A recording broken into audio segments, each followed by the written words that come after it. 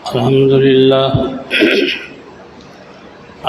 لله نحمده ونستعينه ونستغفره ونؤمن به ونتوكل عليه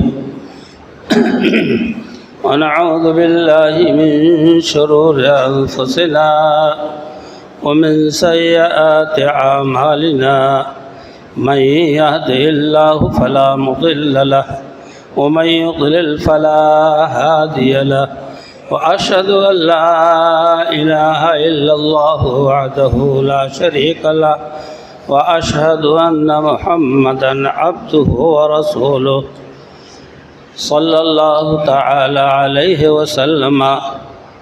أما بعد فإن خير الحديث كتاب الله وخير الهدي هدي محمد صلى الله عليه وسلم وشر الأمور محدثاتها وكل محدثة بدعة وكل بدعة ضلالة وكل ضلالة في النار. أعوذ بالله السميع العليم من الشيطان الرجيم. بسم الله الرحمن الرحيم. قاف والقرآن المجيد بل عجبوا أن جاءهم منذر منهم فقال الكافرون هذا شيء عجيب أإذا متنا وكنا ترابا ذلك رجع بعيد قد علمنا ما تنقص الأرض منهم وعندنا كتاب حفيظ بل كذبوا بالحق لما جاءهم فهم في أمر مريج أفلم ينظروا إلى السماء فوقهم كيف بنيناها وزيناها وما لها من فروج والأرض مددناها وألقينا فيها رواسي وأنبتنا فيها من كل زوج بهيج تبصرة وذكرى لكل عبد منيب.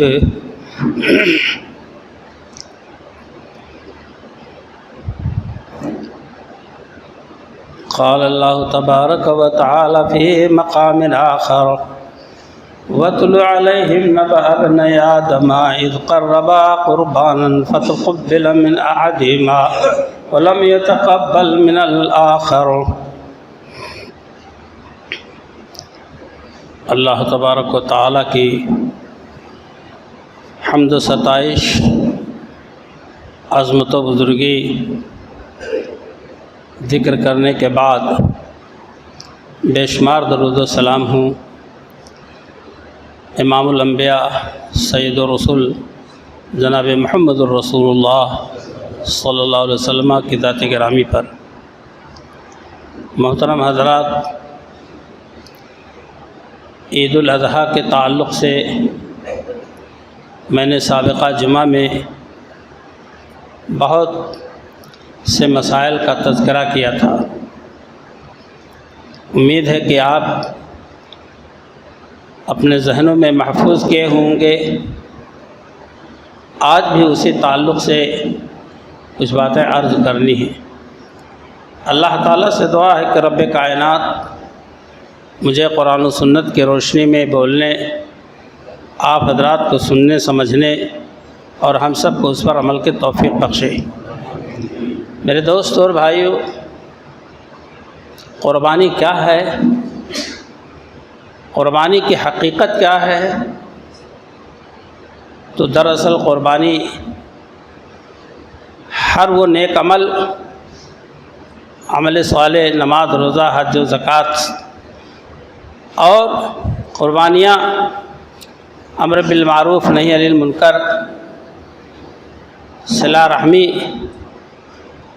ہر نیک عمل جس کے ذریعہ بندہ اللہ کا قرب حاصل کرے، اللہ کا محبوب بندہ بن جائے. اللہ کے رسول جناب محمد رسول اللہ صلی اللہ علیہ وسلم نے فرمایا، جسے حضرت ابو ہریرہ رضی اللہ تعالیٰ عنہ نے روایت کی ہے کہ سب سے زیادہ بندے کا اللہ سے قرب، بندہ اللہ سے نزدیک یا اس کا نزدیکی کب ہوتا ہے؟ آپ صلی اللہ علیہ وسلم نے فرمایا اقرب ما یکون العبد من ربہ وہو ساجد فاکثر الدعاء، کہ بندہ سب سے زیادہ قریب اللہ کے سجدے میں ہوتا ہے، اللہ سے وہ سرگوشی کرتا ہے، اس کی تسبیح بیان کرتا ہے۔ اب آپ صلی اللہ علیہ وسلم نے فرمایا کہ تم کثرت سے دعا کرو سجدے میں اللہ سے، فرض ہو نفل ہو، سجدے میں نماز کی حالت کا جو سجدہ ہے، نفل کے نماز کا ہو فرض نماز کا ہو، اس میں آپ صلی اللہ علیہ وسلم نے فرمایا کہ کثرت سے اللہ سے دعا کرو، کیونکہ سجدہ انتہائی درجہ کا مقام ہے جو اللہ سے بندہ قریب ہوتا، سرگوشی کرتا۔ تو وہ اعمال صالحات جس سے بندے کا اللہ سے قرب حاصل ہو، وہ قربانی ہے، اور وہ قربانی جو امت مسلمہ انجام دیتی ہے ذی الحجہ کی 10 تاریخ سے لے کر 13 تاریخ تک، یہ وہ قربانی ہے کہ جو ابراہیم علیہ السلام، اسماعیل علیہ السلام باپ بیٹے نے اللہ کے حکم کا اشارہ پا کر باپ نے بیٹے کو قربان کر دیا تھا، اسی کی یادگار اللہ تعالیٰ نے قیامت تک چھوڑ دی، جسے ہم اور آپ مناتے ہیں، جانوروں کو ذبح کرتے ہیں۔ اور یہ وہ قربانی ہمیں اور آپ کو ایک درس دیتی ہے، ہم کو یہ سبق ملتا ہے کہ ضرورت پڑنے پر امت مسلمہ کے افراد آج اگر جانوروں کی قربانی کر رہے ہیں تو وقت آنے پر جان کی، مال کی، آل اولاد کی وہ قربان کر دیں گے اللہ کے نام پر، اس میں پیچھے نہیں ہٹیں گے۔ اس پر کتنی شہادتیں موجود ہیں کہ لوگوں نے اپنے آپ، اپنے مال کو، اپنی جان کو، اپنے اولاد کو اللہ کے راہ میں قربان کر دیا، شہید ہو گئے۔ میرے دوست اور بھائیوں، قربانی اس چیز کا نام ہے۔ قربانی لکل امت جعلنا منسکا، اللہ فرماتا ہے ہم نے ہر قوم میں قربانی مقرر کیا، یہود ہوں، نصارہ ہوں۔ آج جس ماحول میں ہم اور آپ بس رہے ہیں، ہمارے برادر وطن ہندو بھائی، ان کے یہاں بھی قربانی ہے جس کا نام بلیدان ہے، کسی کے یہاں نروان ہے۔ غرضی کے نام بھلے بدل جائے، حقیقت اس کی وہی ہے، اور اعتقاد بدل جائے، لیکن اس کا وجود ہے۔ جیسے ہم اللہ کے نام قربان کرتے ہیں، اللہ کے نام قربانی کرتے ہیں، اور لوگ غیر اللہ کے نام قربانی کرتے ہیں، یہ عمل جائز نہیں ہے، لیکن اس کا وجود پایا جاتا ہے۔ میرے دوست اور بھائیوں، تو یہ قربانی کی حقیقت ہے، اس کا وجود اسی وقت سے ہے کہ جب آدم علیہ السلام کے بیٹے قابیل اور حابیل دونوں سے اللہ تعالیٰ نے قربانیاں مانگی کہ میری راہ میں تم خرچ کرو، قربان کرو۔ وَاتْلُ عَلَيْهِمْ نَبَأَ ابْنَيْ آدَمَ إِذْ قَرَّبَا قُرْبَانًا فَتُقُبِّلَ مِنْ أَحَدِهِمَا وَلَمْ يَتَقَبَّلْ مِنَ الْآخَرِ، دونوں نے قربانیاں پیش کی، جس کا طریقہ اس زمانے میں یہ تھا، بلکہ تمام نبیوں میں یہی تھا، سوائے نبی اکرم صلی اللہ علیہ وسلم کی امت کے اور آپ کے حق میں قربانی کی قبولیت، مال غنیمت کی قبولیت، جہاد کی قبولیت۔ آپ صلی اللہ علیہ وسلم نے فرمایا کہ مال غنیمت وحلت لی الغنائم، میرے لیے، میری امت کے لیے غنیمت کا مال حلال کیا گیا ہے۔ اس سے پہلے انبیاء جہاد کرتے، امتیں جہاد کرتی، مال جو ملتا غنیمت کا اس کو میدان میں ڈال دیتے، اوپر سے آگ آتی اور اس کو جلا دیتی تو سمجھتے کہ قربانی مقبول۔ آدم علیہ السلام کے دونوں بیٹوں نے قربانیاں پیش کی، ایک نے خلوص دل کے ساتھ، اخلاص کے ساتھ مال پیش کیا، اور دوسرے نے بددلی سے چند چیزیں اسے پھینک دی میدان میں۔ حابیل جو بہت بڑا اللہ والا تھا اس کی قربانی قبول ہوئی اور قابیل کی قربانی رد کر دی گئی۔ اللہ تعالیٰ نے اپنے حبیب پاک صلی اللہ علیہ وسلم پر آیت اتاری، وَاتْلُ عَلَيْهِمْ نَبَأَ ابْنَيْ آدَمَ، آدم کے دونوں بیٹے حابیل اور قابیل کی قربانی کا ذکر کر دیجئے آپ۔ جب دونوں نے قربانیاں پیش کی تو ایک کی قربانی قبول کی گئی، دوسرے کی رد کر دی گئی۔ واقعہ لمبا ہے، اس لیے اس کو میں یہاں چھوڑ رہا ہوں۔ بتانا مقصد ہے قربانی کی تاریخ اتنی پرانی ہے جتنی پرانی تاریخ انسان کی ہے۔ آدم کے بیٹے آدم علیہ السلام اور ان کے بیٹے، تو ان کے بیٹوں کی قربانی کا تذکرہ، تو جب سے دنیا بلکہ انسان جب سے قائم ہوا دنیا میں تبھی سے قربانی کا وجود ہے۔ کوئی قوم کوئی ملت بغیر قربانی کے نہیں پنپنے پائی ہے۔ آپ صحابہ کرام، انبیاء کرام، خصوصاً رسول اکرم صلی اللہ علیہ وسلم کی قربانیاں اپنے سامنے رکھیں کہ یہ مذہب اسلام ہم تک کیسے آیا، ریگستان عرب سے نکل کر پورے عالم اسلام میں کیسے چھا گیا، چہار دانگ عالم میں کیسے پھیل گیا۔ جان و مال کی قربانیاں ان لوگوں نے پیش کی تو اللہ تعالیٰ نے اس اسلام کے درخت کو برابر کیا، بڑھا پھلا پھولا۔ آج ہم اور آپ اس یادگار کو یہاں انجام دیتے ہیں۔ میرے دوستوں اور بھائیوں، اللہ فرماتا ہے لِيَذْكُرُوا اسْمَ اللَّهِ عَلَىٰ مَا رَزَقَهُم مِّن بَهِيمَةِ الْأَنْعَامِ، ایام معلومات میں چند دنوں جو مقرر ہیں ان میں آپ اللہ کا نام ذکر کریں، جانوروں پر بسم اللہ اللہ اکبر کہہ کر کے ذبح کریں اللہ کے نام کے ساتھ۔ وہ بہیمۃ الانعام کا تذکرہ میں کر چکا ہوں۔ یہ اونٹ ہے نر و مادہ، یہ بیل گائے ہے نر و مادہ، یہ بکرا بکری ہے اور بھیڑ دمبا۔ ان کے علاوہ بہیمۃ الانعام کا اطلاق کسی اور جانور پر نہیں آتا ہے۔ اس لیے میرے دوستوں اور بھائیوں، ہم آپ کو انہی جانوروں کے بارے میں بتا بھی چکے ہیں اور انہی جانوروں کی قربانی کے بارے میں جو مشروع ہے، شریعت سے ثابت ہے، اسی کو انجام دینے کی کوشش کریں اور وہی بات قائل ثواب ہے۔ میرے دوستوں اور بھائیوں، ہم اور آپ اس بات کو بھی نوٹ کر لیں، ایک بکرا، ایک دمبا، ایک بھیڑ پورے ایک گھر کی طرف سے کافی ہے۔ اللہ تقبل من فلاں، یا اللہ تقبل منی، اے اللہ یہ قربانی میرے طرف سے، وہ اہل بیتی میرے پورے گھر کی طرف سے قبول فرما لے۔ میں اکثر کہا کرتا ہوں کہ بعض مائیں بہنیں جو چھوٹے دل کے ہوتی ہیں وہ کہتے ہیں قربانی ان کے نام ان کے طرف سے ہوئی ہے تو ہمیں کیا لینا دینا۔ نہیں، پورا کنبہ، پورا خاندان جو جوائنٹ ہے، ایک ساتھ رہتے ہیں، کھانا پینا، پہننا اوڑھنا، خوشی غمی سب ایک ساتھ ادا ہوتا ہے۔ تو یہ قربانی ایک قربانی پورے گھر کی طرف سے اللہ تعالیٰ نے جس کو اس بات کی توفیق دی ہے وہ قطعی طور سے قربانی کرے۔ اللہ کے رسول جناب محمد رسول اللہ صلی اللہ علیہ وسلم نے فرمایا کہ مَن وجد سعة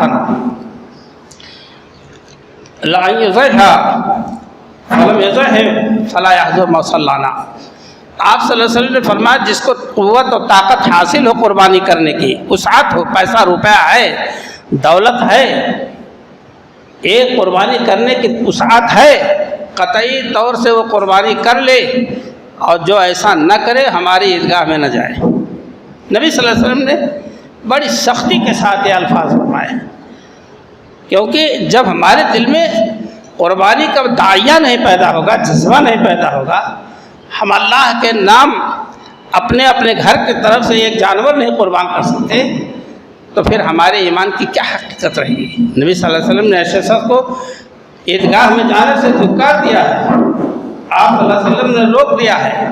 اس لیے میرے دوستوں اور بھائیوں، ہم اور آپ اس بات کو اچھی طرح سمجھ لیں۔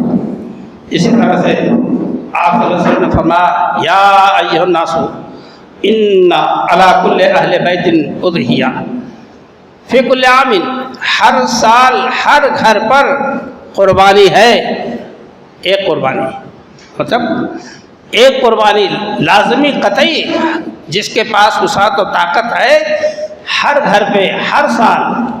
آپ کو یاد ہوگا اللہ کے رسول صلی اللہ علیہ وسلم نے فرمایا کہ یا ایھا الناس فرض اللہ علیکم الحج فحجوا، اے لوگو تم پر اللہ نے حج فرض کیا ہے تو تم حج کیا کرو. ایک شخص کھڑے ہو گئے اور کہا اللہ کے رسول صلی اللہ علیہ وسلم علیہ ہر سال ہر اہل ایمان پر. آپ خاموش رہے. پھر انہوں نے پوچھا، پھر خاموش رہے آپ. پھر انہوں نے پوچھا، پھر آپ خاموش رہے. سوالات پر سوالات. اے اللہ کے رسول صلی اللہ علیہ وسلم یہ حج ہر مسلمان پر ہر سال فرض ہے. آپ نے وحی کا انتظار کیا. وحی آئی. آپ نے فرمایا کہ اگر میں ہاں کہہ دیتا تو اللہ اس کی لاج کر لیتا اور تم مصیبت میں پھنس جاتے. پوری امت مسلمہ جو تمہارے بس کی بات نہیں کہ ہر سال ہر مسلمان پر حج فرض ہے، بلکہ پوری زندگی میں ایک بار. لیکن رسول اکرم صلی اللہ علیہ وسلم نے یہاں بڑی سختی کے ساتھ فرمایا کہ اے انسان، اے لوگوں، ان علی کل اہل بیت فی کل عام اضحیہ، ہر سال ہر گھر پر ایک قربانی ہے. اس لیے ہم اور آپ اس کی اہمیت کو سمجھیں، اس ذمہ داری سے سبکدوش ہونے اور اس کے ثواب کو حاصل کرنے کی کوشش کریں. اللہ کے رسول جناب محمد رسول اللہ صلی اللہ علیہ وسلم ہجرت کرنے کے بعد اقام رسول اللہ صلی اللہ علیہ وسلم مدینہ بعشر سنین، 10 سال آپ وہاں مقیم رہے. ہجرت کرنے کے بعد مدینہ میں 10 سال زندہ رہے، آپ باقاعدہ حیات رہے اور ہر سال آپ قربانی کرتے رہے. ہر سال آپ قربانی کرتے رہے. آپ اس سے اندازہ لگائیں کہ اس کے سنت موقدہ ہونے میں کوئی تردد نہیں ہے. اور جو آپ نے اوپر الفاظ سنے حضور صلی اللہ علیہ وسلم کے، تو آپ اس کو پر غور فرما لیں. یہی وہ اعمال ہیں کہ جن کے ذریعہ بندہ اللہ کا قرب حاصل کرتا ہے. اللہ تعالیٰ فرماتا ہے کہ انا عند ظن عبدی، میں بندے کے گمان کے قریب ہوں. بندے نے مجھے یاد کیا اپنے جی میں، ذکرتہ فی نفسی، اللہ کہتا میں نے اپنے بندے کو اپنے جی میں یاد کیا. جب بندے نے زمین پر مجھے یاد کیا تو میں نے بندے کو اپنے جی میں یاد کیا. اور بندے نے جب مجھے محفل میں یاد کیا، جماعت میں جمعیت میں یاد کیا، ذکر کیا میرا ذکر الہی، تو میں نے اس کو یاد کیا اس سے بہتر محفل میں، وہ فرشتوں کی محفل جو گناہوں سے پاک صاف ہے. اللہ تعالیٰ نے فرمایا کہ جب اللہ تعالیٰ نے فرمایا کہ مَن تقرب الی عبدی بشبر تقربت لہ باعًا ذراعًا، اگر بندہ میرے طرف ایک بالشت بڑھا مجھ سے قریب ہونے کے لیے، مجھ سے قربت کے لیے، تو میں اس کی طرف ایک گز بڑھتا ہوں، ایک ہاتھ. اور وَإِن تقرب الی ذراعًا تقربت الیہ باعًا، اور اگر وہ ایک گز بڑھا تو میں اس کی طرف ایک ہاتھ بڑھا تو اس کی طرف میں 2 گز بڑھتا ہوں. وَإِنْ أَتَانِي يَمْشِي فَأَتَيْتُهُ هَرْوَلَةً، اللہ کہتا ہے کہ جب بندہ میری طرف چل کے آتا ہے تیز تو میں اس کی طرف دوڑ کے آتا ہوں. آپ ذرا اس کا موازنہ کیجئے کہ کوئی امیر کبیر آدمی، خلیفہ وقت، بادشاہ وقت آپ کی طرف بڑھ کر کے جائے تو آپ اندازہ کریں کہ آپ کا مقام، آپ کی خوشی کتنی زیادہ بڑھ جائے گی. اللہ یہ نہیں کہہ رہا کہ بندہ میری طرف میں اس کی طرف چلوں تو وہ دوڑ کر آئے. اللہ کہہ رہا بندہ میری طرف کوشش کرے ایک بالش تو میں 1 گز، وہ 1 گز بڑھے تو میں 2 گز، وہ 2 گز تیز چلے تو میں اس کی طرف دوڑ کر آتا ہوں. یعنی اس کو میں آغوش رحمت میں لے لیتا ہوں. یہ ہم اور آپ اللہ کے ذکر سے غافل ہیں اور وہ خود وہ نہیں پیدا کر پاتے کہ جس سے اللہ تعالیٰ ہماری طرف خود چل کر آئے، دوڑے اور مجھے اپنے آغوش رحمت میں لے لے. میرے دوستوں اور بھائیوں، یہ قربانی کے ایام جس کو ہم آپ انجام دیتے ہیں ذی الحجہ کی 10ویں تاریخ سے 13 تاریخ کی شام تک، عصر تک قربانی کے اوقات ہیں. اللہ کے نبی صلی اللہ علیہ وسلم نے فرمایا کہ ایام التشریق کلھا ذبح، جتنے دن تکبیرات کے ہیں وہ سب ذبح کے دن ہیں، قربانی کے دن ہیں، اور تشریق کے ایام 11، 12، 13 تاریخ کی شام تک سبھی ایام التشریق مانتے ہیں۔ جو لوگ 12 تاریخ تک مانتے ہیں کہ 3 ہی دن تک قربانی ہے، یہ مسئلہ صحیح نہیں ہے۔ اللہ کے رسول صلی اللہ علیہ وسلم نے فرمایا، اور مفسرین شراحان حدیث نے اس کو بہت صحیح قرار دیا ہے۔ اور اسی طرح سے اللہ کے رسول صلی اللہ علیہ وسلم عید الفطر اور عید الاضحیٰ میں عیدگاہ جاتے وقت کیا سنت اور کیا طریقہ اپناتے تھے کہ کانا نبی صلی اللہ علیہ وسلم لا یخرج یوم الفطر حتی یطعم، عید الفطر کے دن جب آپ عیدگاہ جانے کی تیاری کرتے تو آپ افطار کرتے، اور تاک کھجوریں، چاہے 1، چاہے 3، چاہے 5، چاہے 7 تاک کھجوریں، اور قربانی کے دن آپ جب تک نماز نہیں پڑھ لیتے تب تک افطار نہیں فرماتے تھے۔ یعنی عید الفطر میں افطار کر کے کھا پی کے جائیں، لیکن عید الاضحیٰ میں آپ سمجھ لیجئے کہ منہ کا مہر بند ہو، آپ خاموشی سے جائیں اور وہاں عید الاضحیٰ کی نماز پڑھیں، وہاں سے واپس آئیں تو اپنے گھر افطار کریں، کھجور کا، کسی اور چیز کا، اور مل سکے آسانی سے تو بھائی قربانی کے جانور کا گوشت ہے، اس کو آپ جو ہے اس سے افطار کریں اگر ہو سکے، لیکن لوٹ کر آئیں۔ اب آج گٹکے کا زمانہ ہے، مغلظات اپنے منہ میں رات و دن انسان بھرے رہتا ہے، جہاں چاہا تہاں غلاظت کر دی دھائیں سے، نہ آگے نہ پیچھے دیکھا، نہ جگہ دیکھی، اور اس کا منہ ہر دم اس مغلظ چیز سے بھرا رہتا ہے۔ جس منہ سے وہ اللہ کا نام لے گا، جس منہ سے اللہ کے کلام کی تلاوت کرتا ہے، جس منہ سے وہ تسبیحات تحلیلات پڑھتا ہے، اسی منہ کو وہ ایسا گندا کیے رہتا ہے، یا اللہ توبہ، اور فضول خرچی جس کا کوئی تعلق نہیں آپ کی صحت کے خراب کے علاوہ۔ میرے دوستوں اور بھائیوں، تو ایسے لوگ کچھ نہیں لحاظ کرتے، ایسے لوگ کچھ نہیں شریعت کا لحاظ کرتے۔ لاؤ بنے تمباکو کھایا جائے۔ اے میرے بھائیوں، یہ معمولی چیز، معمولی وقت کے لیے آپ پابندی نہیں کر سکتے، تو آپ سے کیا امید کی جائے کہ آپ دین کے احکام کو پوری طرح سے انجام دے سکتے ہیں۔ بہرحال میرے دوستوں اور بھائیوں، میں نے رسول اللہ صلی اللہ علیہ وسلم کی حدیث پیش کر دی، اور دوسری بات میں عرض کرنا چاہتا ہوں کہ عیدگاہ میں ماں بہنوں کا حق ہے۔ آپ اپنے دل پر جبر کیجئے، اپنے خواہشات کو دبائیے، اپنی فطرت بدلیے، اپنے آپ کو سنت رسول کے سانچے میں ڈھالیے۔ اگر آپ نے اس میں آنا کانی کی، تعویل و تحریف کی، اللہ کے ہاں جواب دیں گے، اللہ کے ہاں جواب دیں گے۔ دین اسلام میں اتنی حق سب کا ہے جتنا مردوں کا اتنے عورتوں کا۔ اللہ کے رسول صلی اللہ علیہ وسلم فرماتے ہیں، حضرت ام عطیہ رضی اللہ عنہ کی حدیث ہے، بخاری مسلم سے صحیح حدیث، کہ امرنا ان نخرج الحیض، ہم کو حکم دیا جاتا تھا کہ تمام عورتیں بالغ اور عورتیں شادی شدہ سب کے سب نکلیں مصلی عیدگاہ کی طرف۔ یہاں تک کہ نبی صلی اللہ علیہ وسلم فرمایا کہ اگر کوئی عورت ماہواری میں ہے، منتھلی میں ہے، ناپاکی کے ایام میں ہے، وہ بھی نکلے عیدگاہ چلے، مصلی سے تھوڑا ہٹ کر ایک کونے بیٹھ جائے، جب امام دعا شروع کرے تو اس دعا میں وہ شریک ہو، اس دعا میں وہ شریک ہو۔ آج زمانہ ہوا کہ کسی نے اس حدیث پر عمل کرنے کی کوشش نہیں کی سوائے اہل الحدیث کے۔ اس کو تو ایسا جو ہے نظر انداز کیا، ایسا منہ پھیرا اس روایت حدیث سے، کہنے کو تو کہیں گے اصح الکتب بعد کتاب اللہ الجامع صحیح للبخاری، سب سے زیادہ صحیح کتاب کائنات میں اللہ کی کتاب کے بعد جامع صحیح بخاری ہے۔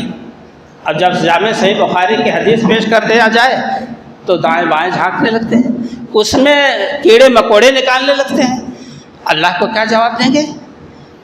ہر جمعہ میں ہر خطاب میں کہتے ہیں فَإِنَّ خَيْرَ الْحَدِيثِ كِتَابُ اللَّهِ وَخَيْرَ الْهَدِيِ هَدْيُ مُحَمَّدٍ صلی اللہ علیہ وسلم۔ یقیناً سب سے زیادہ اچھی کتاب، اچھی بات قرآن ہے، اور اس کے بعد بہترین طریقہ رسول اللہ صلی اللہ علیہ وسلم کا ہے۔ نبی صلی اللہ علیہ وسلم کا طریقہ ہو اور سب سے بہتر طریقہ بتایا گیا، اور اسی طریقے سے ہم آپ منہ موڑ لیں تو ہم نہیں سمجھتے کہ آپ کے اندر ایمان ہے کہ نہیں ہے، اور رسول اللہ صلی اللہ علیہ وسلم کے لیے آپ کے دل میں جگہ کہ نہیں جگہ ہے۔ حضور اکرم صلی اللہ علیہ وسلم نے جب آپ نے ارشاد فرمایا تو ایک عورت نے کہا ہے اللہ کے رسول صلی اللہ علیہ وسلم بات یہ ہے کہ احدانا لیس لہا جلباب، بعض عورتیں ایسی ہیں محلے میں پاس پڑوس میں کہ ان کے پاس چادریں نہیں ہیں کہ وہ اپنے آپ کو چھپا کر مصلی کی طرف جائیں، تو آپ نے نہیں فرمایا کوئی حرج نہیں نہ جائیں، آپ نے فرمایا لتلبسھا صاحبتھا جلبابھا، پڑوسن اپنے پڑوسن کی عورت کو اپنے چادر میں چھپا کے لے جائے۔ اتنی تاکید اللہ کے رسول صلی اللہ علیہ وسلم کی، اتنی بڑی سنت سے ان کو محروم کیا جاتا ہے۔ حضور اکرم صلی اللہ علیہ وسلم خطبہ فرماتے مردوں کو، پھر عورتوں کی طرف آتے انہیں خطاب فرماتے، عورتیں کثرت سے صدقہ خیرات کرتی۔ بلال حبشی رضی اللہ عنہ کہتے ہیں کہ عورتیں ڈالتی جاتی تھی پردے سے، اور میرا دامن مزنی ہو جاتا تھا سونا چاندی سے، تو عورتیں جاتی تھیں، اور خلفائے راشدین کے زمانے میں، اور آج بھی حرمین شریفین کے علاوہ تمام سعودی عرب میں اور تمام گلف کے مساجد میں یا عیدگاہوں میں عورتیں نماز پڑھنے جاتی ہیں، ان کو محروم نہیں کیا جاتا، ان کو محروم نہیں کیا جاتا اس بہانے سے کہ زمانہ خراب ہو گیا۔ زمانہ خراب ہونا تو آپ بھی خراب ہیں، آپ بھی عیدگاہ نہ جائیں، آپ ہی نے تو زمانہ کو خراب کہا ہے، تو آپ سب سے زیادہ خراب ہوئے۔ آپ نہ جائیں، بازار نہ بھیجیں، مارکیٹنگ نہ کرائیں، اور شادی بیاہ میں جہاں بے حرمتی ہوتی ہے، جہاں عریانیت کے ساتھ سب شریک ہوتی ہیں، اور وہاں آپ بہت شوق سے بنا سنوار کے بھیجتے ہیں، بلکہ اگر نہیں جائیں گے تو بڑی شکایت ہوگی۔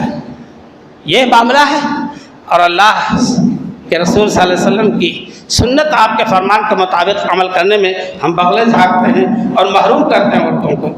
میرے دوست اور بھائی، قربانی کا جانور جس کو ذبح کیا جاتا ہے، اس کا طریقہ کہ آپ قربانی کے جانور کو دائیں جو ہے پہلو پر لٹائیں، اور قبلہ کی طرف اس کا رخ ہو، چاہے مطلب گردن ہو، اس کی گلا ہو، اور اپنے پیر کو اس کے کندھے پر رکھیں، اور اس کے سینگ کی طرف کے حصے کو تھام کر بسم اللہ اللہ اکبر کہہ کر ذبح کریں۔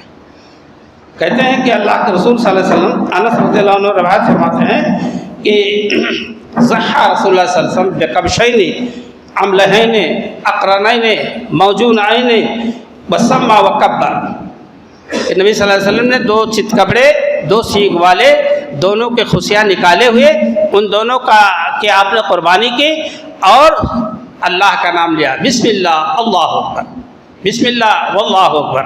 اور دوسری روایت میں آتا ہے کہ واضعاً قدم ہو علی صفاہما ویقول بسم اللہ واللہ اکبر۔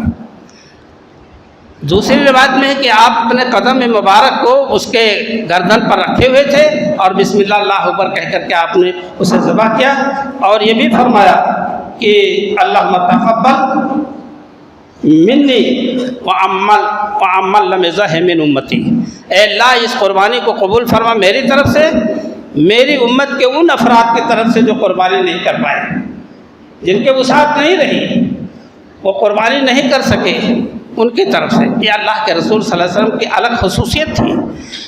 آپ نے ایک قربانی کیا تو فرمایا اللہم تقبل من محمد وآل محمد وعن امت محمد، میری طرف سے، میرے پورے گھر کی طرف سے، میری امت کی طرف سے۔ یہ آپ صلی اللہ علیہ وسلم کی خصوصیت اور عظمت اللہ نے آپ کو بخشی تھی کہ آپ نے کیا، ورنہ صحابہ کرام سے کہیں نہیں ثابت ہے کہ کسی صحابی رسول صلی اللہ علیہ وسلم نے رضی اللہ عنہ نے اپنے مرے ہوئے ماں باپ بھائی کی طرف سے، خود حضور اکرم صلی اللہ علیہ وسلم نے 63 اونٹ ذبح کیے تھے حجۃ الوداع کے موقع پر، اپنے ہاتھ سے دست مبارک سے قربان کیے تھے، کسی میں آپ نے خدیجہ رضی اللہ عنہ کا نام نہیں لیا، زینب، رقیہ، ام کلثوم جو آپ کی زندگی میں وفات پا گئی تھی ان کا نام نہیں لیا، کہیں سے نہیں ان روایتوں کے علاوہ۔ اس لیے اس کو آپ کی خصوصیت پر معمول کیا جائے گا، اور جو میت کی طرف سے قربانی کرتے ہیں اس روایت کی بنیاد پر وہ صحیح نہیں اس لیے ثابت ہو رہا ہے۔ حضرت علی رضی اللہ تعالیٰ عنہ سے آپ نے فرمایا کہ اہل میری طرف سے قربانی کر دینا، بالاتفاق علماء محققین نے لکھا ہے روایت ضعیف ہے، ناقابل قبول ہے۔ اس لیے میرے دوستوں اور بھائیوں، ان کاموں کو انجام دینے کی کوشش نہ کی جائے جو مشکوک ہوں، اور اس کو ترک کرنا اولا ہے، بہتر ہے، اس کو قطعی طور سے چھوڑ دینا بہتر ہے، اس کے پیچھے نہیں پڑنا چاہیے۔ ہم تو یہ کہتے ہیں آج بھی اور اس سے پہلے بھی کہا کہ آپ سے 10,000 5,000 روپیہ مانگا جائے صدقہ جاریہ کے لیے کسی ادارہ پر، کسی مسجد کے کام پر، تو آپ کے اندر جذبز ہو جاتا ہے، طبیعت آپ کی جذبز ہو جاتا ہے۔ لیکن قربانی کے لیے کیا ایسی فکر پڑی ہے کہ 10 15 20 ہزار کا بکرا لے کر اور قربانی کیا جائے؟ وہی چیز آپ صدقہ جاریہ میں دے دیں جو قیامت تک ثواب آئے گا۔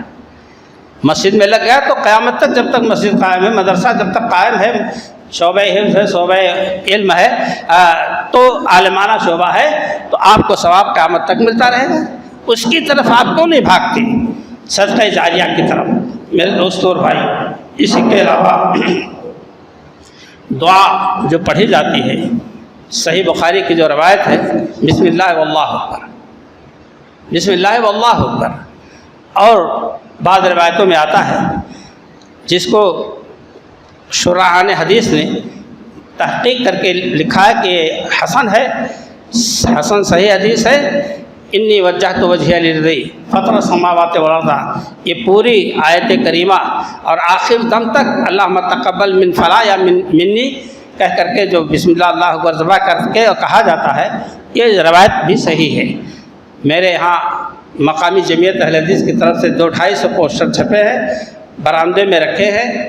میری گزارش تو یہ ہے آپ حضرات سے کہ لیں، لیکن گھر گھر میں کے لوگ ایک ایک اٹھا لے جائیں گے تو پورا نہیں پڑے گا، اس لیے اگر ایسا ہو بھی جائے تو شام تک دوسرے دن اور کاغذ واپس کر دیے جائے، بلکہ وہ دعا ہی کے لیے اور مسائل کے لیے چھاپ دیے گئے جاتے ہیں ہر سال مقامی جمعیت اہل حدیث کی طرف سے۔ تو میں عرض کر رہا تھا، اور اس کے علاوہ میرے دوستوں اور بھائیوں، قربانی کے جانور کا گوشت خود کھاؤ اور غربا مساکین کو کھلاؤ۔ جواز کی صورت ہے کہ آپ اپنے پڑوسی ہندوؤں کو بھی دے دیں۔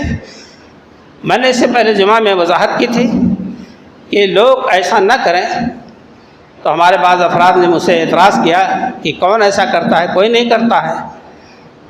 اے میرے دوستوں اور بھائیوں، میرے عزیزوں، اللہ کے رسول صلی اللہ علیہ وسلم نے ایک شخص کو دیکھا، مجھے یاد نہیں ہے صحیح طرح سے، غالباً ننگے دیکھا نہاتے ہوئے، یاد نہیں آ رہا ہے لیکن ذہن جا رہا ہے اس طرف۔